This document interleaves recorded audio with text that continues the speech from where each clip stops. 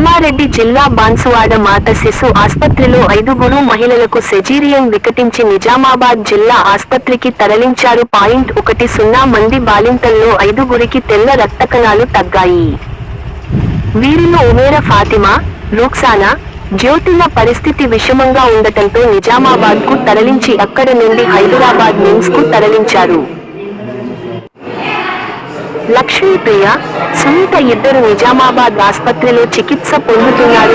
2 రోజుల్లో సిజేరియన్ అయిన 10 మంది బాలింతల్లో 5కి రక్తకణాలు తగ్గడం, రక్తస్రావం జరగడం, మూత్రం తగ్గడం మందుల వల్ల జరిగిందా లేక ఇన్ఫెక్షన్ అయిందా అనే కోణంలో పరిశీలిస్తున్నామని, సర్జరీలు ఆపేశామని సూపరింటెండెంట్ విజయ్ భాస్కర్ అన్నారు.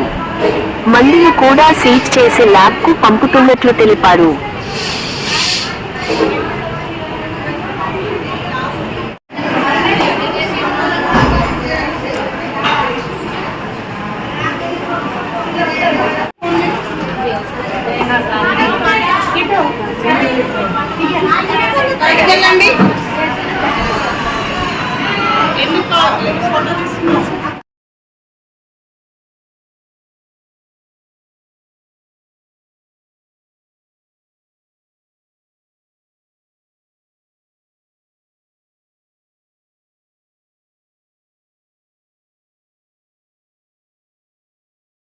విజయ్ భాస్కర్.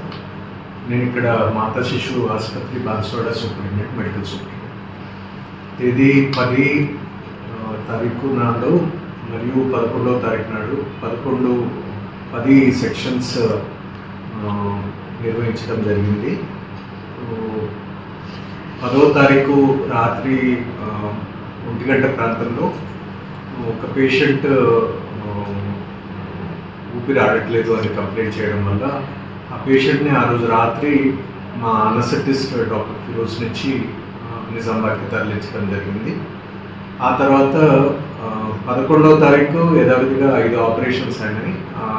ఉన్న పేషెంట్స్ నుంచి ఏమి కంప్లైంట్స్ కూడా ఏమీ లేకుంటే ఆ రోజు ప్రత్యక్షంగా నేను అందరి పేషెంట్స్ని కూడా కలిసి అడగడం జరిగింది.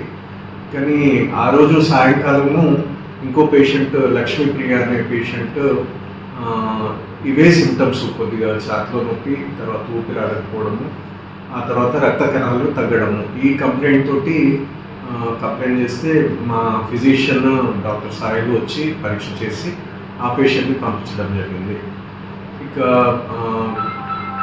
నిన్న 12వ తారీఖున ఇంకో 3 పేషెంట్లు అస్వస్థతకు గురైనారు. వీరికి కూడా రక్త కణాలు తగ్గినాయి.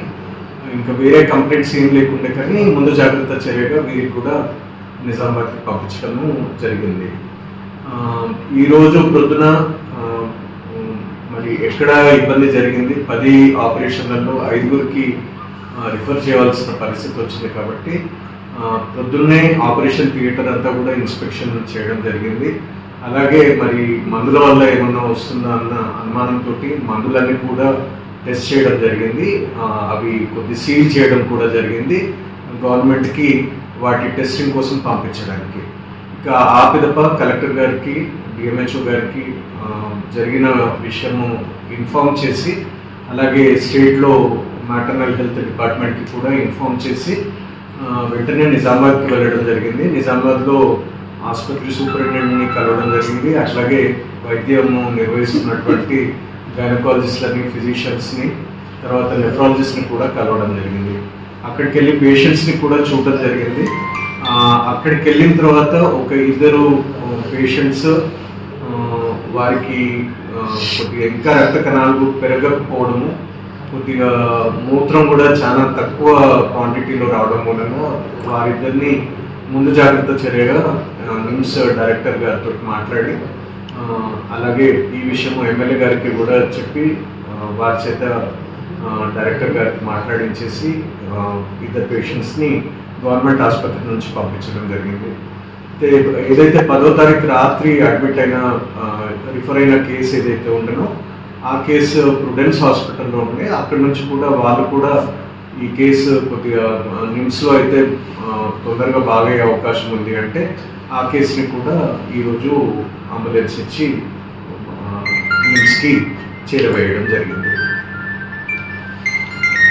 ఆపరేషన్ థియేటర్ స్టెరిలిటీ కూడా ఎలా ఉంది అని నిర్ధారించుకోవడానికి అన్ని గోడల నుంచి, టేబుల్స్ నుంచి, ఆపరేషన్ థియేటర్లో ఉన్న వస్తువులపై నుంచి, ఆపరేషన్ చేసే డాక్టర్లు వేసుకునే బట్టల పై నుంచి, అన్నిటి నుంచి కూడా స్వాబ్స్, సూక్ష్మ క్రిములు ఏవైనా ఉన్నాయా మైక్రోబయాలజీ ల్యాబ్ కోర్టు అవి కూడా పంపించడం జరిగింది.